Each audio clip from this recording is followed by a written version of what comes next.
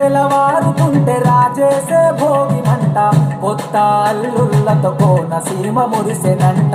దేశ విదేశాల్లో ఉన్న తెలుగు బిడ్డలంట ఊరిని తలుచుకొని తన్మయమే చెందెనట.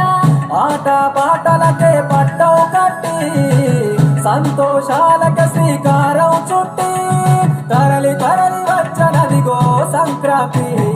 ప్రేమల చిరునామా రాయలసీమ అనురాగాల రాగం పాడేనమ్మా.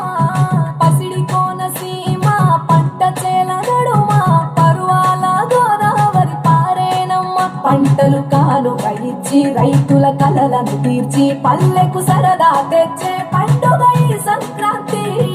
పచ్చి పాల జల్లు పచ్చని పొదరిల్లు పైరులతో పల్లెల